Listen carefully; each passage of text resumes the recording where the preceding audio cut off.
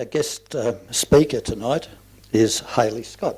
Hayley works for an organisation which is called Winc, W-I-N-C, which I confess I hadn't heard of, but it's one of Australia's largest office suppliers, and obviously with a very strong ethical bent. WINC just stands for work, and Inc is incorporated. And Hayley is head of social impact at that organisation. I'll let her talk more about the organisation and what she does. But she's very experienced, having spent 4 years in Asia as a sourcing manager, working closely with factories across the region, an experience that shaped a strong focus on supply chain transparency and modern slavery before relocating back to New Zealand to complete her MBA. And now she's back in Melbourne and leading the sustainability team. That's all I wish to say about Hayley, but I'll let her talk about more about the organisation and what she does and what she wants to present to us today. Thank you, Hayley. Thank you very much. Hello everyone, I'm Hayley Scott. Some of you have seen me hanging around the club with my sewing machine. I left that at home today, and I'm going to be talking to you about the energy transition that we're currently going through in Australia and towards our transition to 100% renewable energy. So I'm going to start with an overview of my job. So I'm head of social impact at Winc. So if you haven't heard of Winc, I guarantee you will by the time in the next week or so. If you go into a school, a hospital, an office, anywhere, you'll see Winc. It's one of those things that no one ever notices until someone points it out to you, and then it's all you can see. We're one of Australia's largest B2B office supplies organisations, and then we like to say anything that is in an office, turn it upside down. If it falls out, we can sell it to you, except for people. A little bit of a modern slavery joke there that no one laughed at. Good start. Okay, so as head of social impact, I'm responsible for our climate change management, our modern slavery and ethical sourcing program, which after my few years in Asia, that's where I kind of started off, is modern slavery risk mitigation. And now I'm doing illegal logging, risk management, First Nations people support and empowerment, and waste management and recycling. So, having said that, I would like to start by acknowledging the traditional owners of the land on which we are all here today, the Wurundjeri people of the Kulin Nation, and pay my respects to elders past, present and emerging, and extend that respect to any First Nations people on the call today or in the audience. So, what are we talking about today? We are talking about the road to transitioning an organisation, such as Winc, hypothetically, of course, to 100% renewable energy, the role of renewables in the electricity grid, the impact that domestic solar has had on that overall transition, and then some of the fun stuff that I've been doing as part of my job lately, which is commercial solar installations. So feel free to stop, ask questions throughout.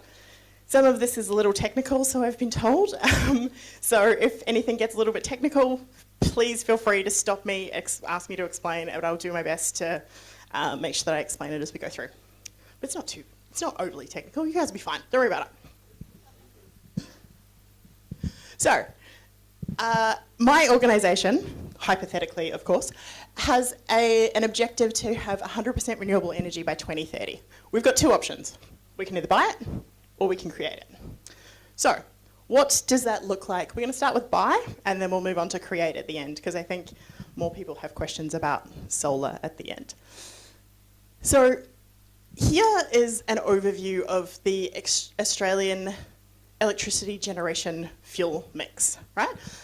So this is a complicated graph, which you probably can't see. So on this side, we have New South Wales, Victoria, Queensland, WA, South Australia, and onwards. This is Australia total on this end. So green is renewables, other renewables, because this dark blue here, Tasmania, hydro. Tasmania, similar to New Zealand. Like New Zealand, I'm from New Zealand. It's a long, skinny country with a great big mountain range in the middle, whole lot of rain. So gravity is your friend there. Hydro is really easy. So in Tasmania, similar to New Zealand, hydro is really easy. So a lot of the renewable energy in Tasmania is hydro. You'll see there are little pockets and bits. Victoria, New South Wales, snowy mountains again, does what it says on the tin, snowy mountain. Yep. So other renewables, that is primarily solar and wind. And then we have our friend oil. The less said about that, the better right now. And then natural gas, and this blue one here is coal. So coal is something that, political hot mess right now, that we're also trying to transition away from. Part of the reason that we're trying to transition away from coal is, again, because of the ageing infrastructure. A lot of these coal plants are over 50 years old, they're starting to break down, we're having issues, and so we're extending the life of them for another 5-10 years in the hope that we can get these renewables up and running to replace that coal. So that's the changing mix in Australian electricity generation. So to provide a bit of context, I think this is 2024. I picked up this graph of the 2024 one. It was all I could find, I'm sorry. So 36% in this Australian side here, 36% is other renewables, or all renewables, hydro, solar and wind. In 2021, that was 32%. In 2017, that was 17%. However, I'm hoping my next slide is the one I want it to be. No, it's not. This one. All right, we'll go back. In February 2026, renewables hit a 12-month rolling average high of over 43%. So 43% of our total energy mix through the National Electricity Market, the NEM. So the NEM, oh, question, hi.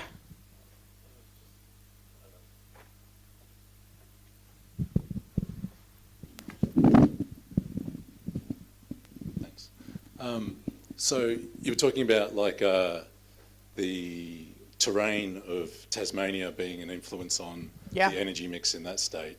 Yeah. So would that be the true for all the other states? Yeah, absolutely. Or is it also like the political leanings of that state? I mean, politically, yes, I guess, like a little. However, I would say mostly terrain and practicality. Okay. When you're talking about a review of the entire energy market, you really need to make sure that you're practical, that you've got a practical view of capability. Like you're not going to be putting hydro in Northern Territory. So I think there's a lot of practicality there. Let's skip over this one again. So with that, the national electricity market is not actually national. It excludes our friends in WA and in the Northern Territory. But national electricity market, the NEM, covers Queensland, New South Wales, ACT, Tasmania, and our friends in Adelaide. So that 43% that it hit in 2026 was made up of 18% solar, 12% wind, 5% hydro. So the federal government has a target of 82% renewable energy by 2030. Why not Western Australia and Northern Territory? Logistics, I would say. That would certainly skew this. Yeah, massively. So They're too far away. yeah, have you been to WA? It's a long way. So WA has quite a lot of natural gas. So natural gas actually is one of those things that's really easy to switch on and off, which, you know, when you've got highly variable things like wind and solar, natural gas is potentially a really important part of our energy mix moving forward. As you have things that are highly flexible, there have been times where renewables have made up almost 80% of the total market. So really sunny days, when everyone's having a really sunny day and solar's heading back into the grid, it has made up 80% of the market. So when you've got these coal plants that need to sit at a certain consistent level and they can't easily switch on or off, it makes flexibility in the market really challenging. That doesn't really answer your question. Your question was about Northern Territory and WA. Logistically, they're a long way away. And so when you've got everything else connected as a network, I think it is a logistics thing. But let me tell you, I am no expert on that at all. You've reached the limit of my knowledge there. So this is an overview of the renewable electricity generation from the year 2000, well, 1999, to where we are today, well, really 2 years ago, 2023 to 2024. So you can see how let's call it 2012 here, solar really started to pick up, and then it's picked up massively since then. So our friends, domestic solar. So rooftop solar is not to be underestimated, and I know there are a few people here who have rooftop solar, domestic solar at home. This is becoming such a really important part of our energy transition as a country, and it's probably something that is kind of underplayed a little bit. So you can see up the top there, rooftop solar contributed 14.2% of total energy in Q1 of this year. So for the first 3 months of this year, 14.2% of our entire energy was rooftop solar. I mean, yes, it is the most sunny part of the year, but that's still a significant portion of any energy market. It is higher than Australia's entire coal-fired generation. And so this changing mix of the grid, so what is being fed back into the grid from solar, including the time when it's fed back into the grid, versus what's taken out of the grid. So you can see here, this is battery sales. So I know some of you may have rooftop solar and have thought about putting in a battery.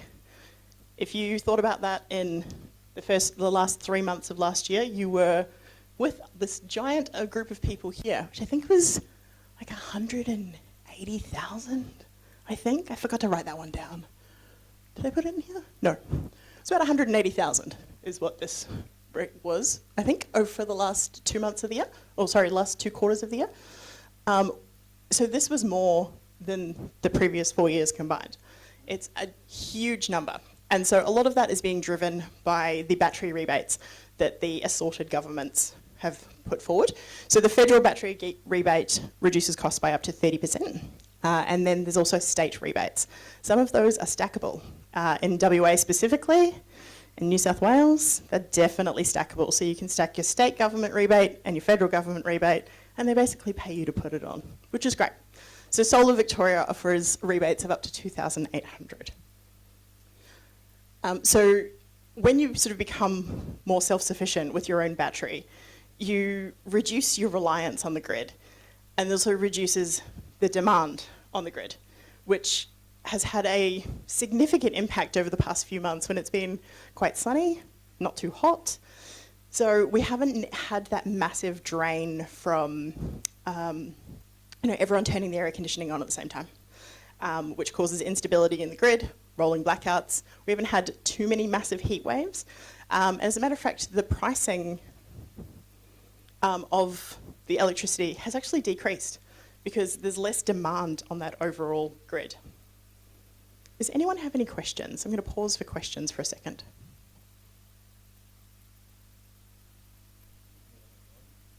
Anyone online? Hello, people. We're here. We're just are out of questions at the moment. Okay, great. Thank you for your feedback. Okay, so I know this is a very text-heavy slide, but I'm going to talk you through it. So this is the impact on the network pricing from the AER, the Australian Energy Regulator. So this is a few little key stats about how rooftop solar what the impact that has had on general electricity pricing. So you can see at the top in the orange, so this quarter, which I believe was the last Q4, the end of last year, so October, November, December last year. So that saw only 3 high energy prices where the 30-minute price exceeded $5,000 per megawatt hour. So that's kind of a benchmark that they have in the system for when the electricity price spikes, the demand is really high, the price spikes. It's kind of done on 30-minute intervals. And so there were only 3 times that spiked over $5,000 in the last quarter. So from the previous quarter before that, it was 7. And then the same time the year before was 23. So you can see how that demand profile has changed with people being more self-sufficient and less reliance on the grid overall. And there was a total record number of negative priced 30-minute periods. So actually, no, back to the top. All of those energy events were in New South Wales, which was driven by a sudden increase in demand because the clouds came. It was a hot day, clouds came over, and then price spiked. So in the green here, there's a total number of negative priced 30-minute periods.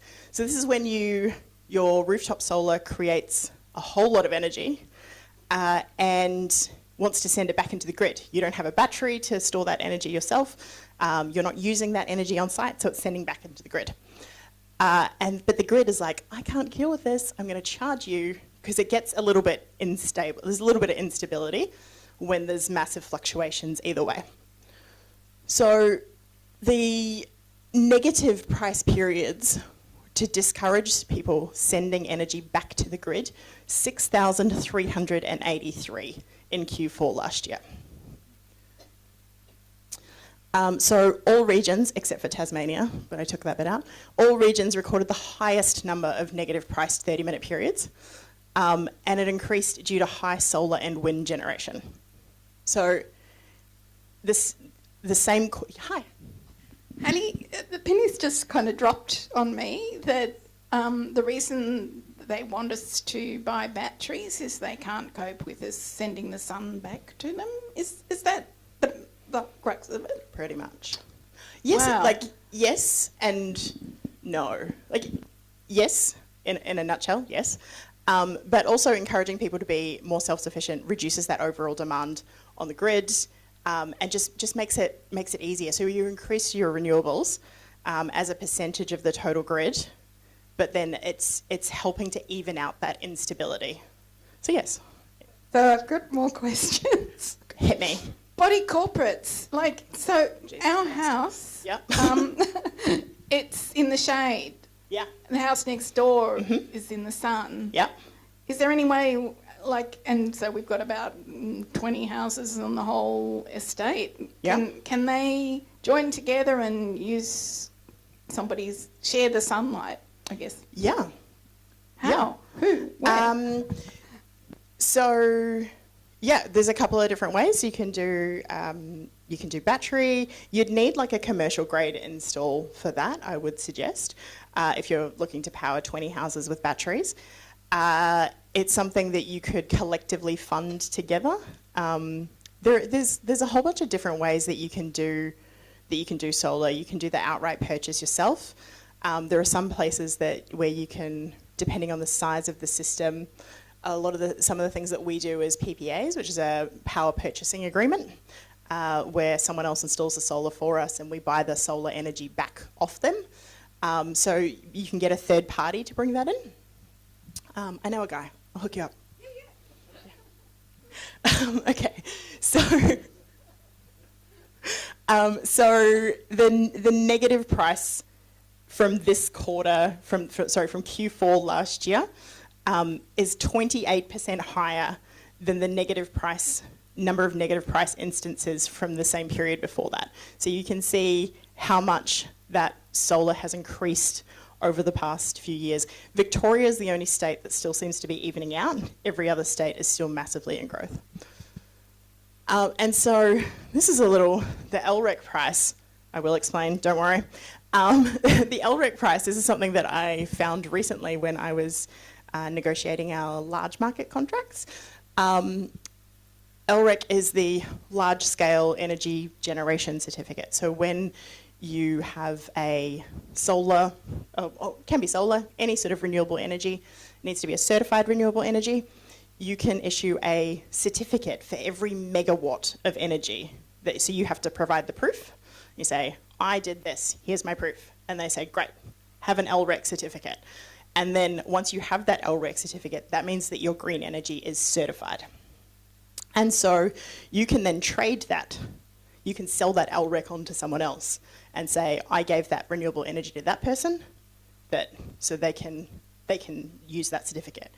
But if you have in my entirely hypothetical organisation, we have solar that is over the size of what is considered to be a power plant. So an STC is the small scale generation, which is under 100 kilowatts. If you're over that, then it's an LREC, large scale energy generation. So for our entirely hypothetical 250 kilowatt system, that is large enough for large scale energy generation certificates. And you can also buy them from your energy retailers. So for example, say AGL, Origin, we can buy that from them. And so when we're negotiating our large market contracts, they give us a price to say, would you like to, here's your energy cost, would you like to add on LREC certificates for this and buy the certified energy with your regular energy. So last year, I think it was June last year, it was 4 cents per kilowatt hour for certified green energy. This year, less than 1 cent. So that demand for those LREC certificates has dropped off, and it has the availability and supply of those LRECs has significantly increased. Questions on LRECs? They're really complex.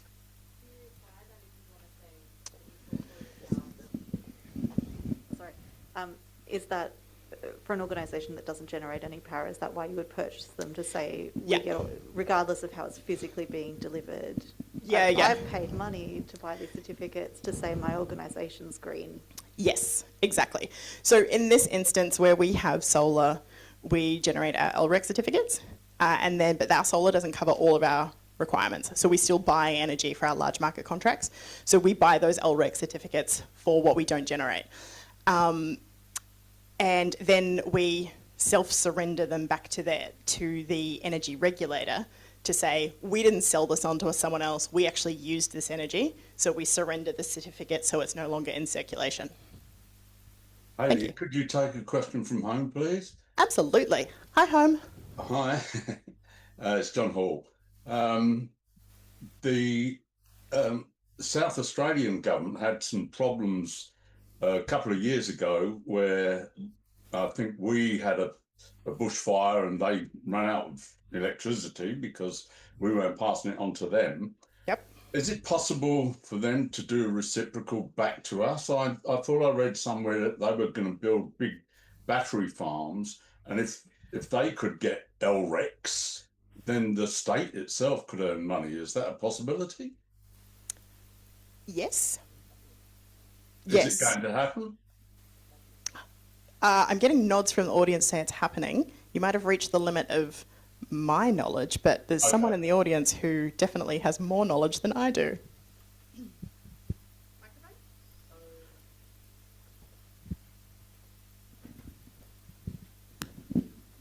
There are already some interconnectors between South Australia and the rest of the national energy market, and those are being upgraded and added to. So when South Australia, with their massive amounts of renewable energy installed, is finding they have an excess, they've got a lot that they can export to Victoria and New South Wales. So yes, it is happening. Thanks, Rob. Very knowledgeable. Very knowledgeable.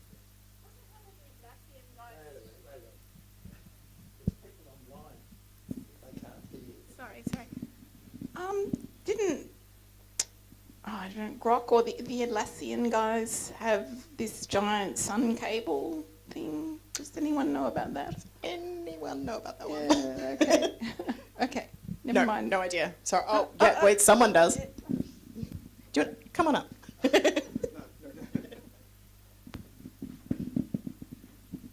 What's his name?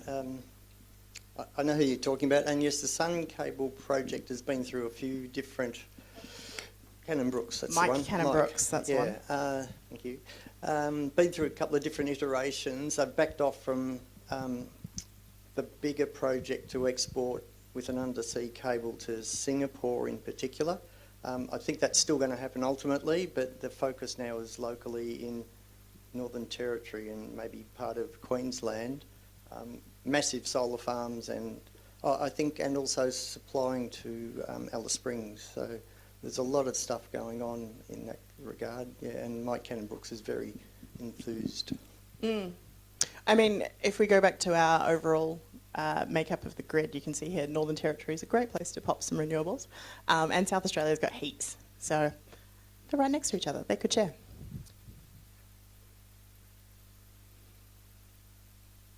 Okay, so here is my very hypothetical overview of a large organisation that has several warehouses around the country. So these aren't real numbers. These are numbers that I've fudged, moved around, but they are rooted in reality, I will say that. So when we're talking about the kind of the portfolio of solar and renewable energy that I'm reviewing at the moment, we're talking about 4 million kilowatts per year across 7 different sites, which are all varying in terms of size. So we've talked a little bit about our friends in Sydney. This is a 250 kilowatt system with a 250 kilowatt inverter. Don't worry, we'll get to inverters later. I know Rowan had questions about this. But this is kind of an overview of what Sydney looks like. So this here on the right is definitely fake, interval usage data from November and December last year, which is the 2 months of peak generation of solar. So you can see here, you can pick out where the weekends are, out there. You can see this is where everyone went on Christmas holiday and no one was working. But you can see that it's at about the right level. So these valleys here that come down, they come down to that zero line. So anything below the line is what we're sending back to the grid. So you can see over here, the solar created was about 450,000 kilowatt hours of solar.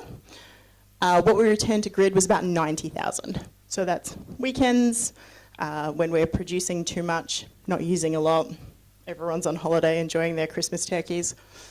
And we used 360,000 kilowatts on site. So on site, our total energy usage is about 30%, with 20% of what we produce is then returned to grid.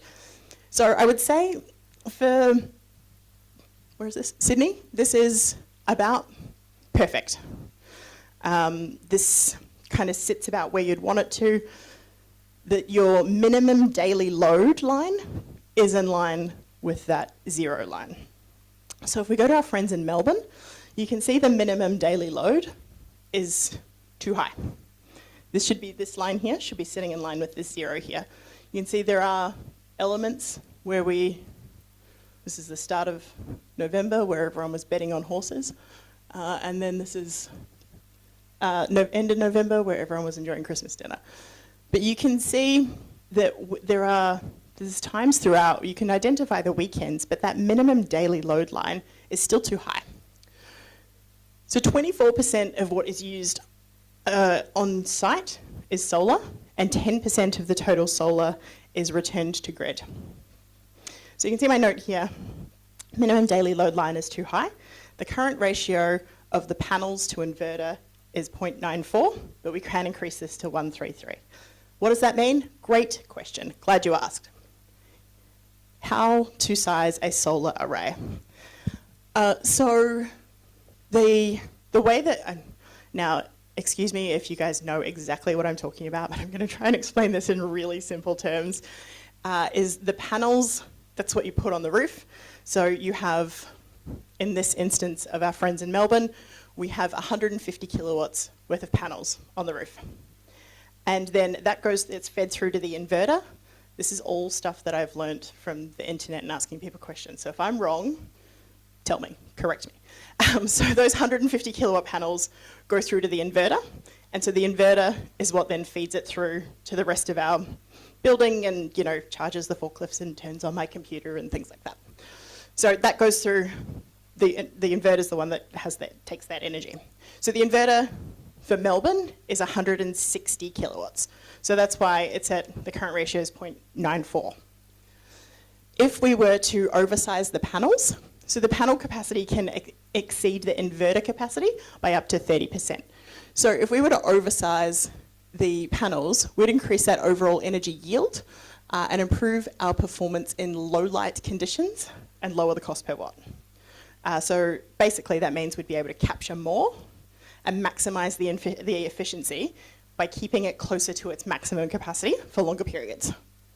It can be clipped, so it clips it at that 160 if you are generating more than that. So if we were to increase those the panels from 150 kilowatts up to 200 kilowatts, it would still clip it at 160, but we'd be getting more, we'd be keeping the inverter closer to its maximum capacity for longer.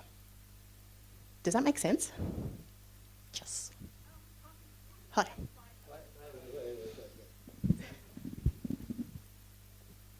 I'm trying to visualise what oversizing is. So if I have 150 kilowatts of panels and my inverter is 160 kilowatts, by oversizing it 30% over that 160 kilowatt mark of the inverter size, so pushing it up to 200 kilowatts of panels, still with a 160 inverter, that's oversizing it with a 0.25 or 1.25, whatever it is. Does that make sense? Yeah. Great. So you can see in this Townsville example, we've got a 30 kilowatt inverter on the site. It's a small site. There's only 80,000 kilowatts per year. So we've got a 30 kilowatt inverter, but almost 40 kilowatts of panels on the roof. With an average of 5.5 sunshine hours per day, that creates us about 60,000 kilowatts of energy. Because we only use 80,000, we do have a lot returned to grid. At the moment, that's not a problem in Townsville, and we earn a little bit of money for it. Like, we're talking peanuts, like $300 over the course of a year, when we're sending it back to the grid. And then we're not quite at a stage where we're getting charged for all of it yet, but as that domestic solar increases, people don't have batteries, and they're sending more energy back to the grid, then that will change. So, which is why our friends in Sydney have probably pitched it at about the right size, that minimum daily load line of what our kind of baseline of operations throughout the week. We've covered that baseline of operations. Melbourne needs to increase. Townsville's a little bit oversized, but it's a small site. It's not too bad right now. Yeah. If you're about to be charged for sending it to the grid, it'd be better to switch off. Yeah. When we're starting to lose money by sending it back to the grid, that's a cost-benefit exercise that needs to occur at that time to kind of see our overall kilowatt usage, because we still utilize quite a bit. 50% of what we use on site is solar, so we utilize quite a lot of it. But it's just that kind of that excess that goes back, and then it would be about resizing that system to make sure that when we're minimizing the excess that we send back. But you should be able to resize it automatically on the run. Ideally, yes. In practical sense, at the moment, cannot, unfortunately. I'm due to get a maintenance guy out in the next month, so I'll ask him. It's got to happen one day that you get a sense that that you can if you know instantly that you're being charged for putting it into the grid. You switch the inverter off. Well, you put a blind, just clip it. Pull a blind down on the. Yeah. On I mean, ideally one day, once I have an unlimited budget in my sustainability budget, I'd love to put in batteries to make that, to make those sites a little bit more self-sufficient, and so they have the less reliance on the grid, and so it can just go back to because you won't get 100% of your, perfectly sitting at solar. So ideally one day I'd love to whack a battery on that site, but while I still have, not enough zeros on a sustainability budget, this is what we're working with. So. Question. I love this.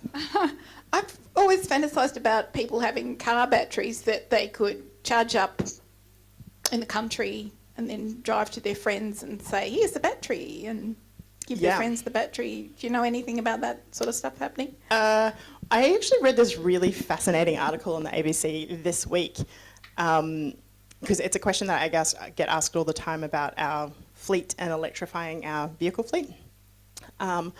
And the article on the ABC was about like long haul trucking, and they switch out the batteries rather than having the downtime for charging. So they make it available so you can switch it out, which is amazing and really important, because then you can charge it during the day, use that excess peak solar that is going back into the grid, and soak up that kind of peak grid, that cheap peak grid energy.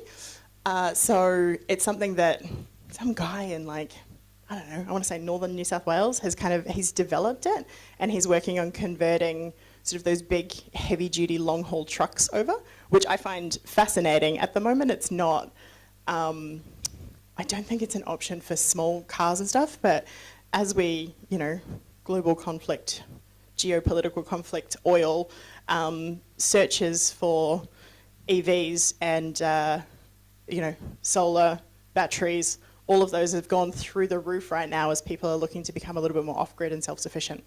I think people do use electric cars as a household battery. Yeah.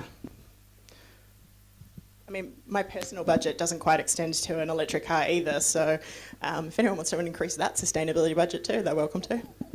I'm pretty sure in China they have a system where you can exchange batteries at some kind of service station equivalent. Yeah, and what I find really interesting is because I'm from New Zealand, not that you can tell from my accent apparently, but New Zealand actually has really great infrastructure for charging electric vehicles, much, much better than Australia.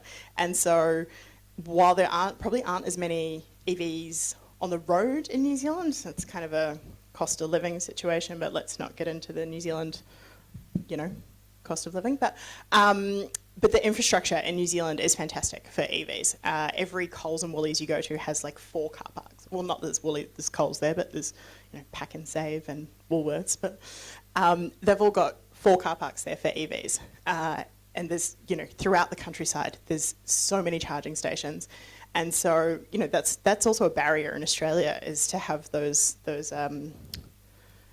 charging sites available. In terms of the fleet is probably one of the big questions that I get asked. And so we have a bunch of small vans, 2-ton high-ace vans, and I have this conversation with our transport manager every second month, and the capability isn't there for us to be able to operate in the same way that we would need to keep up our delivery scores. That technology is just not available at the moment. So this guy in the northern New South Wales who's talking about switching batteries in and out for long haul trucking, bring it on. Okay, where was I? Sunshine. Okay, so this is something that I find really interesting when I'm doing these calculations, because this is what I've been doing over the past couple of months, is for those sites. So some of these sites have solar, some of them don't, working on getting solar onto the ones that don't, but working out the calculations for how to pitch those, what size system to put on. So as we looked at our Melbourne and Sydney examples before, one being a little bit undersized, one being pretty much bang on, these average sunshine hours have such a huge impact on the size system that you're putting on. So if we look at our friends in WA, Perth, from a 100 kilowatt system, pretty basic, you get 200,000 kilowatt hours per year. In Melbourne, 150,000. So you get a lot more bang for your buck in Perth than you do in Melbourne, which is good because Perth has one of the most insane energy costs in the entire country. It is probably more than double what we pay in any other state. Their peak electricity cost is 54 cents per kilowatt hour, which is just wild. I think it averages out to like 40 something.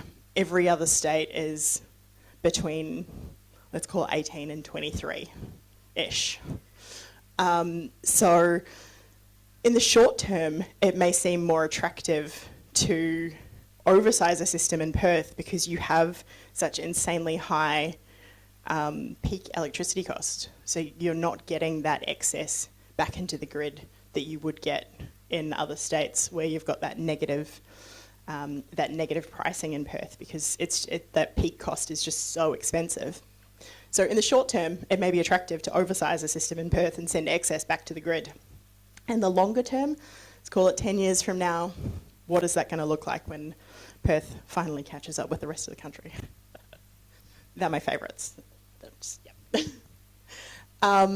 So this average sunshine hours has been really interesting to try and calculate the size of the systems that we're going to need. So I put our estimated randomised annual kilowatt hours on the other side, and then what a 100 kilowatt system would be and the percentage. So in Perth, potentially you could be looking at a 100 kilowatt system. Okay, how are we doing for time? Oh, good. Okay, key considerations. So when you're working through these solar installations, what you're aiming to do is to maximise that on-site utilisation, to maximise the amount that you're using on-site, reducing the excess that you're returning to the grid, and trying to avoid negative pricing. So one of the things we've been doing is changing our on-site behaviours to maximise peak solar. So we've got a bunch of warehouses, we've got electric forklifts, charge them during the day when you've got cheap energy, peak solar, when you're sending excess back to the grid. On cloudy days, it's a little more expensive, but on sunny days, it works well. And then that local energy cost I was talking about, our friends in Perth, that is really expensive. So that's a really big consideration when you're talking about a sort of a cost-benefit analysis of putting in solar, is what that local energy costs look like. So on the systems that I'm pricing up at the moment, we're saving thousands and thousands and thousands of dollars on the one I'm pricing up for Perth, but some of the other states look pretty cost neutral. So Sydney went in 2022, I think. That was pretty cost neutral when we put that in 2022. Now, our solar is about 6 cents cheaper per kilowatt hour than what we're getting from the grid. So that will change over time as those energy costs change. We're still seeing a reduction in pricing that we're getting from the grid as opposed to what we were getting last year. I've seen massive savings when I renegotiated all of our large market contracts recently. So who knows what that's going to look like as we kind of transition towards more renewables. But, for now, local energy cost is definitely a factor when you're talking about sizing those systems. Any questions? We've reached the end. Okay, questions. You can ask questions on any of these because this is a list of all the things I do for my job. If you don't have questions on solar or energy grids, you can ask questions about any of these things. So the solar panels have a certain life. Are they recyclable, and are there any impediments to that? So it's one of the things that, because solar panels have been around since, I don't know, I'm going to call it before I was born. The 70s, maybe? Let's call it 70s. Those solar panels are still in operation. They're not as efficient as present-day solar panels. They're not, they definitely, they don't have that same, level of production, and it does drop off over time. But, clean them, maintain them. They're still operational, 30, 40 odd years later. They work. So it's just a matter of managing and monitoring that ongoing performance, I would say. At the moment, our solar panels are still relatively new. I think Townsville's coming on 8 years. So, that's been there for a while, but we do regular maintenance, regular checks, make sure that everything is operating as it should be, clean them. Especially in Melbourne, where our warehouse is right next to a concrete factory. We get a lot of dust everywhere. You can see my car. Don't look at my car. How do you clean them? Do you use little robots or something like that? I wish we used little robots. No, just call a guy. Call the maintenance guy. He comes out, he checks the performance, gives them a wash, does it once a year, off he goes. Yeah, getting gutters cleaned. Exactly. Because we've got like clear panels on our warehouse roofs in many locations as well. And so clean those. And if you clean those, suddenly it becomes brighter in the warehouse and you have to turn on less lights, which is magic electricity saving initiative that I discovered.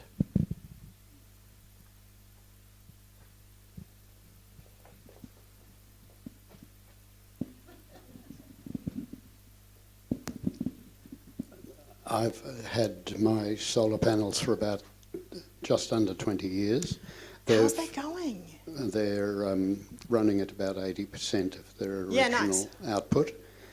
I oversized them for the inverter. Yep. And the inverter has saved us from a house fire because of its smarts on the grid. That's been its only so-called malfunction. It was actually flagging the fact that a bit of wiring in the back of our main switchboard was melting its... Wow. It was undersized wiring, 6 inches. Do you have... Oh, really? So that inverter has paid for itself and never malfunctioned in 20 years, nearly 20 years. My air conditioner, we're geriatrics in a... and I worry about our survival, having also been involved very much in the Strzelecki's and facing fire and inability to keep the power sometimes going out for 3 to 6 days. So our house is a knockdown option in Mount Waverley, realistically. It's not sensible for me to put battery on it. Yep. I've just sold my 2014 Nissan Leaf, which over its lifetime, it's still going strong. It's lost about 4 kilometres in range. That's pretty good. Every year. The battery's been carefully looked after and it's still going strong, but it's a car just for a 40 kilometre radius. But that was 99% of my trips. Yep. A diesel four-wheel drive for deserts and forests and field surveys is about to go. I've bought a big battery on wheels and I've also wired 2 small air conditioners into the house, under 10 kilowatts to start and well under to run. The new car can be used to do vehicle to load just through extension leads, and it will produce 15 amps. My 2 air conditioners will run on 8 each.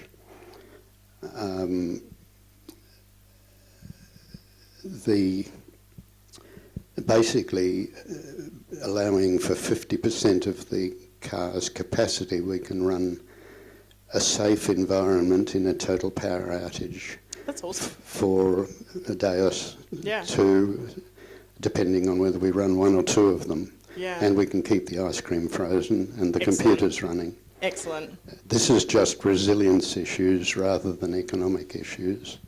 But certainly my motoring for the last 6 years have been just cups of coffee and equivalent per week. That's awesome. It really has worked well. So I said I'm from New Zealand. Every time I lived in New Zealand for a bit, every time there was any sort of earthquake, my dad would call me and he'd give me the same lecture that he would give me every single time about resilience. And remember when you were 2.5 years old and the power went out and we had to fill the bathtub with water and we couldn't do this and couldn't do this. And so he would give me the same lecture every single time. There was a slight tremor in New Zealand. Dad would be on the phone going, make sure that you've got an AM radio. I'm like, Dad, I'm not. Anyway, I definitely appreciate the resilience, the resilience and the self-sufficiency, particularly as, we're all looking at let's just call it geopolitical tensions, shall we? I can't see whether anyone online has got their hand up, so if you are Do you? online, just yell out, please. Peter Carpenter, if you have a question. Yes, okay. Thanks, Hayley. I'm just wondering what social mores are developing with this transition. I'm thinking if I and a few of my mates drive down to another friend the other side of Geelong for a barbecue, and we all have EVs, and we ask to hook up to the house power supply, who pays? Yep. Well, I mean, I'd be dropping the host $20 if you're going to all be doing that. I guess I would say it's probably just having an understanding of how much energy you need and what you're drawing, and how much that's going to cost. Do your own cost-benefit analysis and then show up and go, here's a case of beer and let me charge for 10 minutes or so. But when I travel for work, I often get EVs, but I've never had to charge one. I usually only do like 3-day trips and then take my EV back with 20% battery and just go, enjoy that, Hertz. Geelong and back, don't need to recharge. Charge before you go. There you go, there's your answer. Someone else has just piped up from the audience.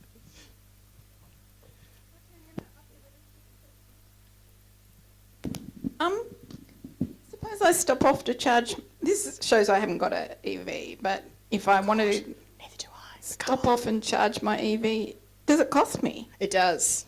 So do all the nice people that have solar on their roofs, are they going to kind of, like when you're driving by a farm and there's too many eggs, they've got a little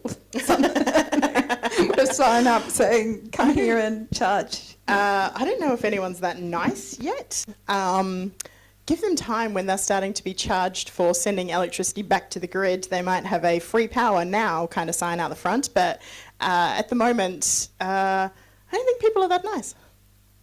That was the other question. Why on earth is the grid so bad that we can't Send back. energy back? Yeah. Well, it's because of our friend coal. That's coal plants need to run at a consistent level. They need to be there. They don't have that flex. They can't go up. They can't go down. They need to run consistently and deliver the same consistent amount of energy. Natural gas, you can turn it on and off. That's easily flexible. But when you've got your consistent supply from coal that's coming in, regardless of the age of the plant and because that has its own little instability issues. But when you've got your consistent supply of coal coming in, and then all of a sudden you've got a super sunny day and you've got massive amounts of solar heading back into the grid, and it might be peak times, but peak times for businesses during the middle of the day, but not necessarily peak times for people at home. So you've got little pockets of instability.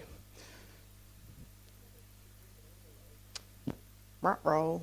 That question for the people online is, what happens to the grid if it overloads? Roll. That's where we get rolling blackouts and shutdowns. 2 people with questions right in front of me. So just an aside, I saw a report in the last week or two.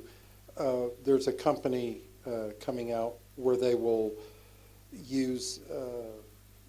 set up power station or recharging stations, whatever you call them, on power poles in city. Great.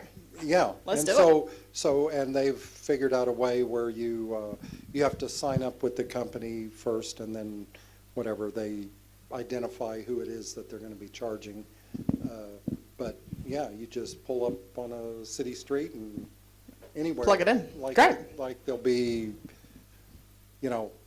they made it sound like there would be just this huge explosion of sites available. Amazing. And I think, that's one of the things that I think would be a really positive improvement in the infrastructure, and might encourage people to, those people who are currently looking at their half-empty, fuel gauge and going, oh my God, when is this, when's payday, when can I afford to go and pay, what are we up to, $2.60 a litre?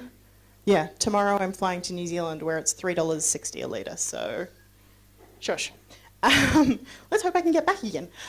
So when people are looking at that kind of fuel price and then looking to potentially switch over to EVs, infrastructure is one of the things that people think about, and that ability to charge and that ability to get around. So not everyone has just 40 kilometres to and from.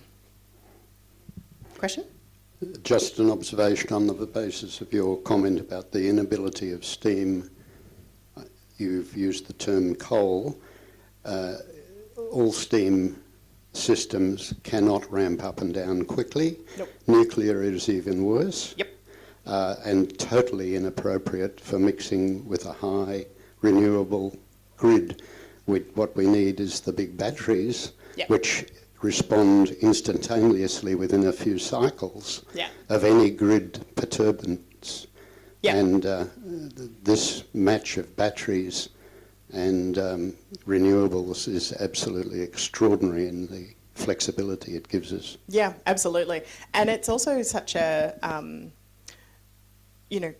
like nuclear, I know is a big discussion, and it is actually the cleanest form of energy, but is it appropriate in Australia? No.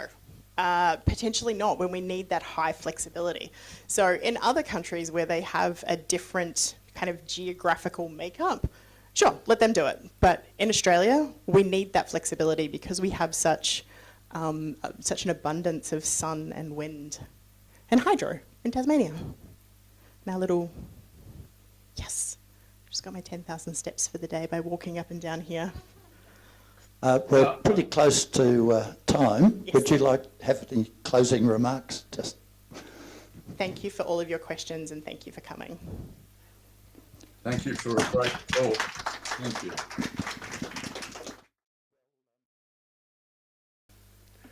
Some people think I'm important around here. I think everybody around here that does anything to promote the club or help the club is important. So I'm going to start with some thank yous. To Andrew McCauley, James Gleeson, Michael McCarthy, Mike Maxwell, David Evans and Rob Brown. Thank you for stepping up for the couple of working bees we had the last couple of Sundays. We got a bit done. There's plenty more to do. So keep an eye on the weekly What's On for the next working bee. And we're elderly in this club, most of us, and so the more hands, the lighter the work. So any help will be appreciated, even if you can just make somebody a coffee while they're sweating drilling holes or something. Whatever you can do would be really good. But so far we've got the studio door painted. We started on some expansion work in the lounge, expanding that into the maker room with some benches reinstated. We got rid of a carload of scrap metal and made a big pile of e-waste that will be taken away probably this weekend. We had to clear the tables of all the freebies that had gone stale. Nobody wanted to pick through it anymore, so most of that's been removed, but there's plenty of more work to do in that space as well. So if you're into old electronics or just want to try and fix something that somebody else has discarded, there's still some left if you want to have a poke through. But well done for all those people for fronting up and giving me a hand. Next point is Maker Mondays. There hasn't been much of a turnout for Maker Mondays, but I'm going to persist with it anyway, and we're going to build these camera sliders. And if you don't have skills, come and learn skills. You don't have to know anything to come in and join in. You can just want to know or want to help. And we're going to build some pretty cool stuff. And it involves soldering, 3D printing, coding, lots of disciplines in there that you can get involved in. Again, same with Wednesdays. Maker Mondays. It's the first and third Monday each month. And we've just changed it from 1 p.m. till till 3 p.m.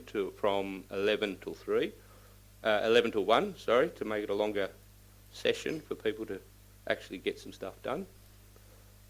Same with 3D printing on Wednesdays, the second and fourth Wednesdays each month from 11 o'clock. Come and learn 3D printing, come and help me fix some 3D printers, or just knock around and have a chat. We'd love to have you here, and just hanging around with smart people, you end up smarter. Trust me, I know that's what I love about this club. I always learn something every time I come here. CNC project happens on a Sunday. Check the calendar on the website for confirmation of which Sunday it's on. But it's on most Sundays. I doubt it'll be on this Sunday, but I'm unsure. But the CNC project is moving along quite well. We've got the new gantry rebuilt, and it was getting a coat of paint today and ready to reassemble on the next session. So looking forward to some real good progress with that.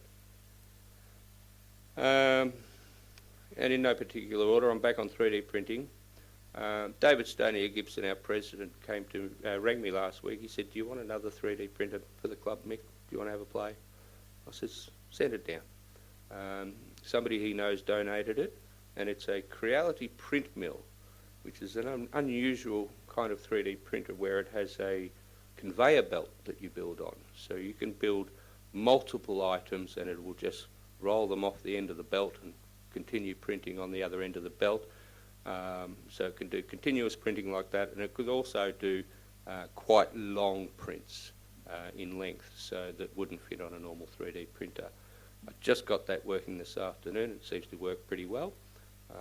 So I'll be having a play with that on a Wednesday and producing something for next month's meeting for a show and tell. Also on 3D printing, the club's invested in some filament for use on the Bamboo Labs printer at the club rooms, and for the other printers as well. But we have a lot of colour choices now, just in PLA at this stage, but there's a lot more choices than we had previously. That was a really good move of David's, and also the storage that he's provided for that to keep the moisture out of the filament, because it makes it brittle and messes up your prints. So well done, David. Thank you for doing that. Next point is our sewing group. You just heard from Hayley from our sewing group as our guest speaker tonight. And I just wanted to mention a thank you to Hayley and for the other people in that sewing group that have only recently joined MelbPC, but are getting involved and taking on duties and helping out around the place. And that's really encouraging for the future of the club. We need more people stepping up like that. If we had 10 people step up every week, it'd take 12 months for me to be overrun with help. We do need a lot of help to make a lot of things happen. We'd like a lot more things happening around here, but it all takes energy. And there's only a couple of handfuls of people that really do stuff around here. And again, you don't need to be a dux of your class or anything like that. You don't need any particular skills to be assistance, to volunteer, to help. Whether it's just helping people that be connected. You might have a good familiar knowledge of mobile phones or a particular brand of mobile phones. That's enough. A lot of people that come in for Be Connected have just bought a new phone, and they're usually elderly, and they get very confused, and they just want somebody to reassure them while they go through the process of learning their phone. So if you've got a bit of patience and a bit of compassion for others, you're welcome to come and give a hand, and I know it'll be appreciated. And we could always use more. We've had, I put a call out last month for volunteers to step up for Be Connected, and that was really successful. So thanks goes to Jack Grimm and Craig Richardson, as well as Stuart Grunnickley for coming in and giving John Sims and Jeff Amor a hand. It was a busy day even with all those volunteers. So that's going to be an ongoing thing where we always want more people to come in and help, because we're getting the word out and more people are coming in for help. So rather than limit the help we give to an individual because there's too many people waiting, we'd rather have more volunteers to help them out. And even if you're just coming in and offering to make a cup of coffee for somebody, that's helpful. And it also brings up the space, the mood of the room, if you like. Just having people around and conversations to start. So while people are waiting to get service, you might want to just sit down and have a chat with them. It all helps and it all makes them feel welcome. So an extension of that kind of thing is our iHelp, and we have a team of volunteers that do our iHelp for our members. And there has been a call out in various documentation over the last couple of months, I believe, looking for more people to put down their names on a register, on a roster, to help with the iHelp, and in particular with home visits. We do it very rarely. We do a home visit for somebody who's immobile, homebound, that needs help, and we want to service those members as well as we service the rest of our members. And at the moment, there's only a couple of people on that roster that are prepared to go and do home visits, and that's okay if it's in their locale. But if they need to travel across to the other side of the city, it's a big ask. They're not getting paid for this; they're doing it for the love. So it'd be nice to have a few more people on that roster in various locations right around Greater Melbourne area and even beyond, offering to help and with those sort of things, or just on the general iHelp hotline to add to the numbers in that ranks as well, and be on a kind of a rotating roster that suits you. So that's really important at the moment, is that we get more help with that sort of thing, because we don't want to stop the services. We want to continue the services, and we want them to be quality services, so we don't want people to be rushed when they're helping people. So put your hand up, please. Another thing we've been talking about for a little while now is repair cafes. We had a speaker a few months ago about repair cafes, and that's renewed some interest about the Moorabbin premises, about what we could do in that space.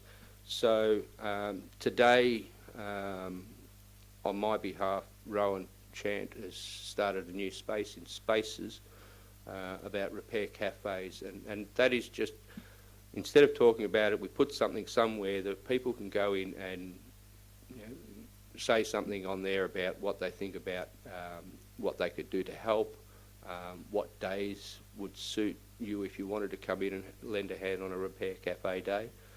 And that's a community thing. That's where we help the whole community, not just members. And they can come in and bring their electronics or their vacuum cleaner or whatever, their computers, to be repaired instead of going to landfill. And so that really speaks to what Hayley was saying about a renewable future. And let's stop throwing stuff away and start fixing it. And we've got a lot of skills in this place that's relatively untapped. So if you're interested in helping out with a repair cafe, please jump onto Spaces and make yourself known, and we'll get together over the next month or so and collate all of that, and probably have something to speak to at next month's meeting, all going well. As I said, there's a handful of volunteers doing everything around here, so sometimes it takes a little bit longer to get to things than we'd hope, but bear with us. We've got a couple of things coming up in the near future. Again, another thing we've been throwing around for a while is daytime monthly meetings. And that hasn't kicked off at this stage, again due to the lack of people wanting to run it. So we're going to have a crack at it and see what it is. And it's not going to be the same as tonight's meeting, where we have a guest speaker and it's kind of fairly well programmed.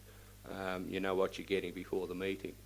The daytime monthly meeting is more aimed at social connection, and we're even looking at providing a light lunch for those meetings, and there'll be a small fee of maybe $10 per head to come in and join us for a social, sort of from 11 o'clock onwards. And if you want to do a bit of show and tell, that's where we do that, and that's part of what I'll be doing in those meetings is showing and telling some of the stuff we're doing in the maker room, what we make. So, yeah, if there's any particular interest in that, contact the office and Marlon will let me know. That we're going to plan one for the third Tuesday, and I'm not sure what that date is. The third Tuesday in May, we're going to have a daytime meeting from 11 o'clock. So the 19th of May, 11 o'clock, come in, socialise, have a game of pool, have a light lunch, get to know people, make connections. We know that since COVID, that's been lacking in a lot of lives, is social connection. And this is a pretty safe place to come. We're all very conscious about not spreading germs and stuff like that. One more thing, we've got an expo coming up in October, and I know that's a long way off it seems, but we've been invited to have a table at the Melbourne Society of Model and Experimental Engineers Expo, which is at South Oakley College, so not far from us in Moorabbin. That's on the Saturday the 3rd and Sunday the 4th of October. So we're going to have a table for both of those days. So again, with the volunteers, we've got some people that can set it up and turn up, but the more people that turn up, the less work each person does. Because there's bump in and bump out. There's talking to the public and promoting the club and telling them what we do and what we'd like to do and things like that. And that'll be a good place to promote our newly formed makerspace, as it should be quite developed by then, hopefully. It went off pretty well last time we did it a couple of years ago, and we got a couple of members out of that, I believe. So these kind of expos that we do from time to time really do help us with our marketing. So the more often we can do it, the better off the club's going to be and the better outlook for the club financially. So again, we want to do as many of those as possible, and I don't want to be asking the same people month after month, year after year to do the same thing. I'd like to bring some new blood in to help with that. And again, it can be just give us a hand, carry this box in and just sit and talk to us for the day. Just hang around and pick up on the conversations and join in and put your 2 cents in. It's not a lot of impost on our volunteers if we all pitch in. So I'm really looking forward to that. It's quite a good expo, and there's some really cool stuff to check out too. And they have like the Meccano group and various other robotics and machinery type hobbyists that bring their stuff to display. It's quite an event. So please, if any of this sounds like it's in your wheelhouse, come along. And another thing is the sewing group. If computers or microcontrollers or 3D printing or podcasting, if they're not your thing, come and do something else. Come and do some sewing. Join the sewing group. Start your own group. If there's something we don't do here, talk to the president, the vice president, or myself and say, hey, wouldn't it be cool if we did this? How can I make this happen? We'll help you. We'll make it happen. We want to support people that want to do their thing, as long as it aligns with our club, members helping members. And on that note, I think I've run out of talking points. Thank you, everybody.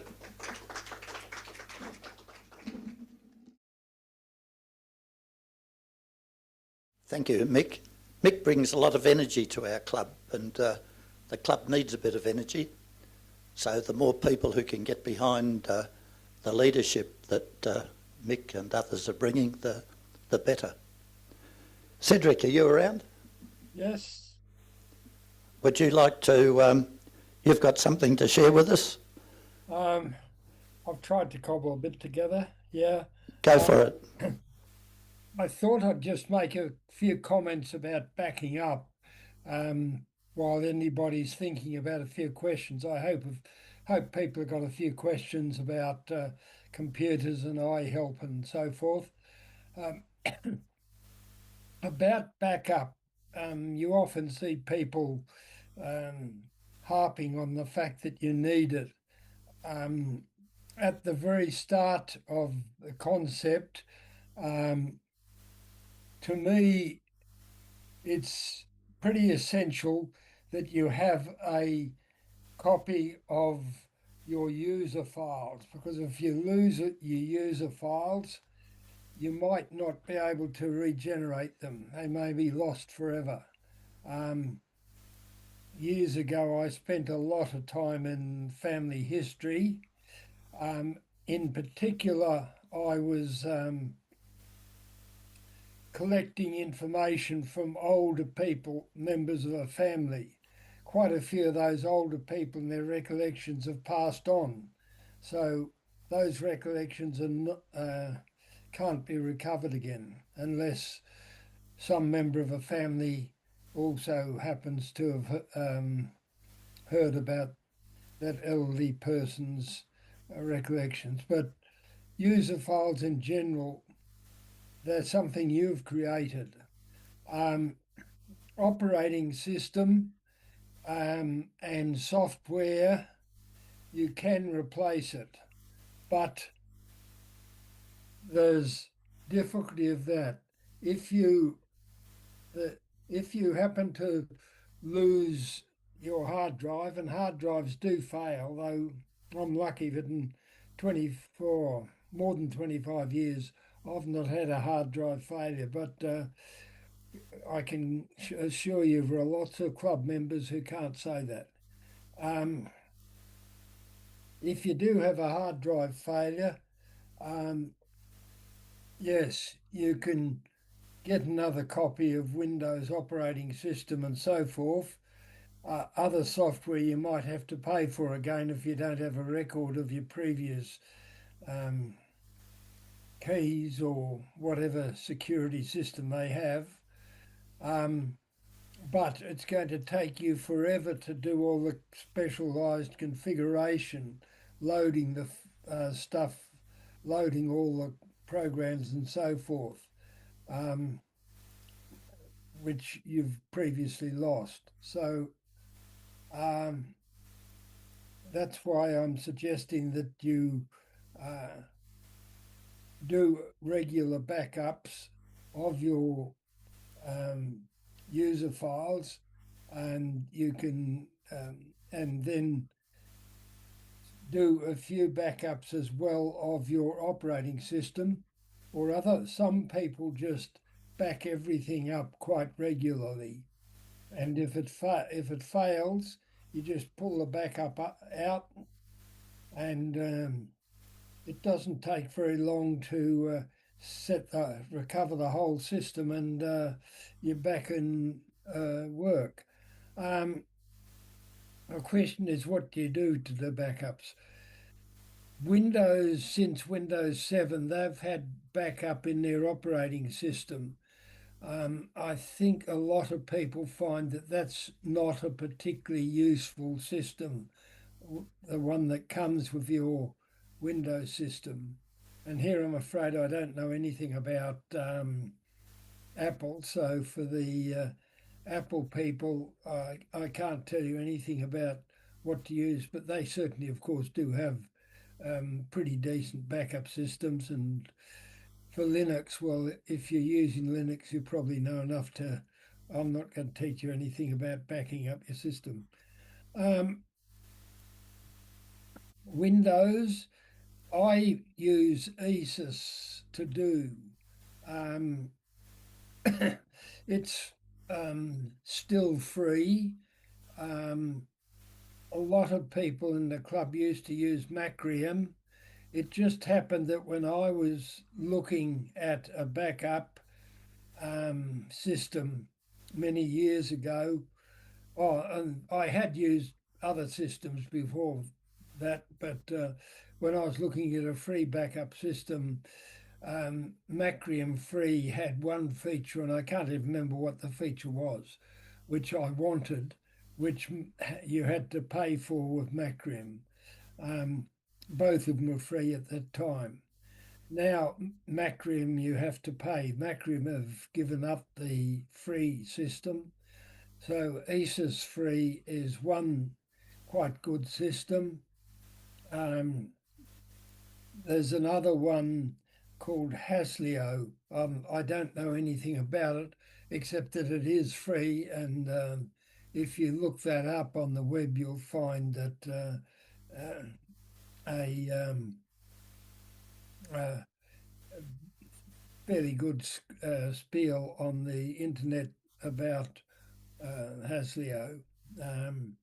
So those are two that you can think about. In actual fact, I don't have a latest ESUS version. Years ago, I took a copy of the installer for 10.6, so I'm still using 10.6. I just don't have to learn a new interface, which saves me a bit of time. There would be no problem if you want to go along and learn that from scratch. And if you've got your chat system open, you'll see somebody posted there. Stephen Davidson's posted there about Hasleo, so have a look at that. Apparently, APC magazine refers to it quite regularly, so it's presumably something quite worthwhile system. Cedric, how do you spell ASUS? ESUS. ESUS, EASEUS. ESUS to do backup.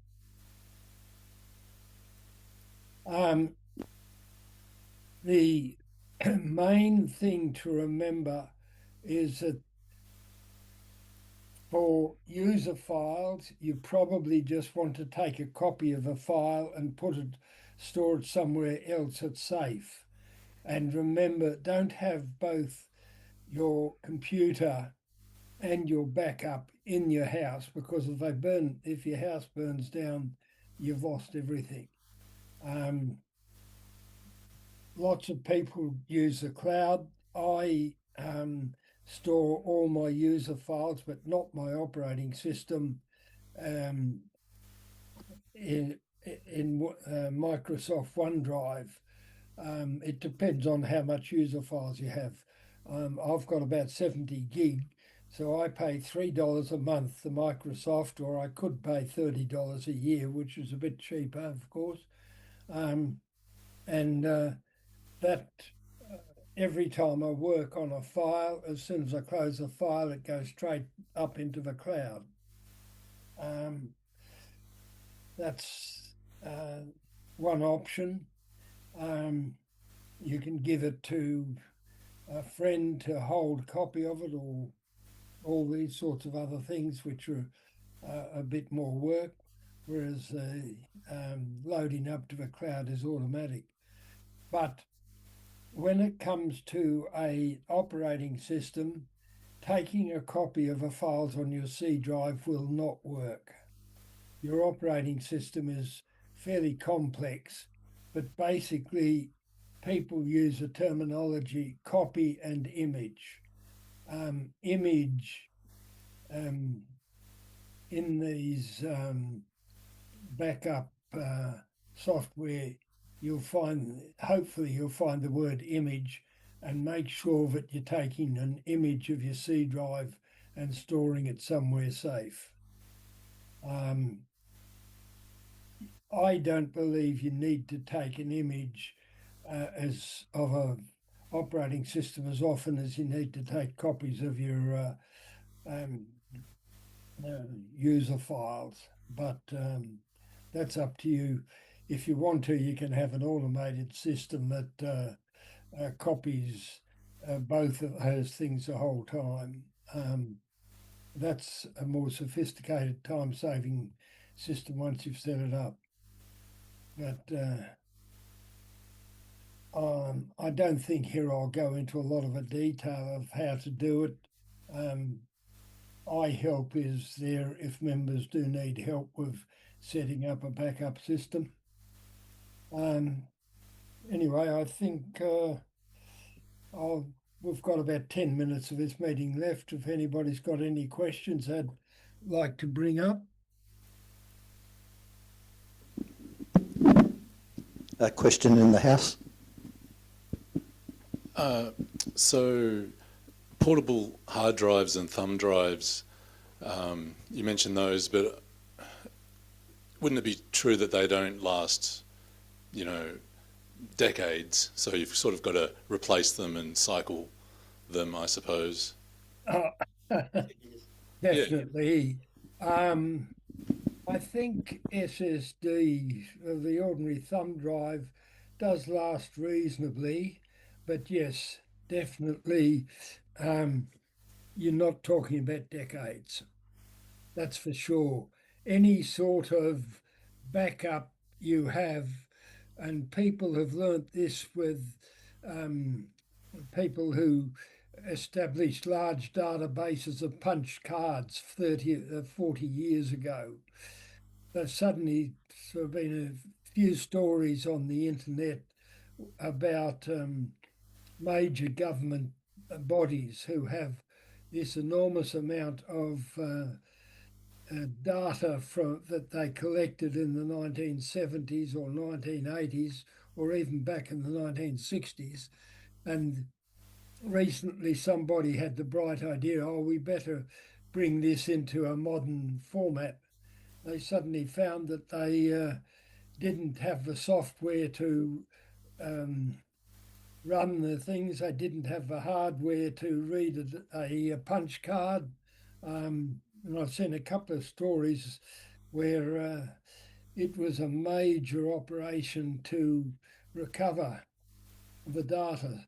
So the story is anything you're taking copies of which you want to keep for a long period, you have to be continuously transferring it from punched cards to CD discs to DVD discs to thumb drives into the cloud and so forth. And if you're going into the cloud, remember that some cloud providers have gone bust and they've shut down at fairly short notice where a receiver has moved in. Receivers have a habit sometimes of just turning off the power supply to all the data centers that the corporation's running, and very little warning. And oh dear, I can't find what I had yesterday. So one way or another, you need to be continuously updating data or you won't keep it. And family history is a particular one where you provide gathering information which you want to pass down to the next generation. There are quite a lot of complexities into ensuring that happens. Barry here, Cedric. Yeah. However one does the backup, it's certainly most important that one does. I've lost, over the past 12 years or so, lost hard drives twice, 2 times, and last month I had my Outlook, which is my mail client, tangled up, and I managed to get it back, but I'd lost I couldn't recover the my contact list, which was fairly important to me. But what I do is I use a Cronus, which I have to pay for, and I've done that for years following someone gave a presentation here at this meeting a few years ago about a Cronus. And I regularly back up the whole hard drive, in fact the whole system, and so I was able to get the contact list back, you know, from that saved. Yes, well, I used Acronis years ago, and even further back I was using, I can't even remember what it's called, but I've got copies of my user files going back to the early 2000s. Not particularly regularly, but every 6 months or so user files, so that I've got the majority of them there, even if there are a couple that have disappeared. I've created, and then I didn't take a copy of it before it disappeared from the filing system one way or another. But yes, I did use Acronis at one stage. I now use, as I say, I now use ESIS to do free. I find it quite satisfactory. I run it every so often. I don't have... You get a complete image from that, or just your files? Oh, both. I do. My user files, first of all, we'll go back. My operating system and my software are located on C drive, and my user files are located in D drive. So I do an Acronis backup fairly regularly, and that's of all my user files, everything that's in my documents folder and all the subfolders, and also all my email. Less regularly, I take an image of C drive, and both of them, I actually duplicate my backups, because both the user files and the image of the operating system are on either a 256 or a 512 gig SSD, which I keep in one in the car and one in the house. If either gets wiped out, I hope that the other one doesn't get wiped out. And regularly, of course, switch them around as to which one I'm putting the more recent backups on, and which one I've got has the more historic backups.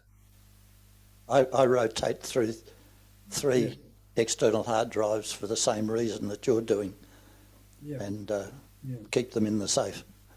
Yeah, well, as I say, in my case, I have those backups, and I have a more instantaneous backup of user files via the OneDrive. Each time I close a file, it goes straight up to the cloud into the Microsoft's storage system, and once and part of the reason for that is not just for backup reasons, also for synchronization, because I'm using a laptop and a desktop, and as soon as it goes up there, if I switch off the laptop after it's uploaded a file that I've edited, and then switch on my desktop, well, it immediately downloads the thing. So I don't have to worry at all about doing anything to synchronize files that I've edited on a different device.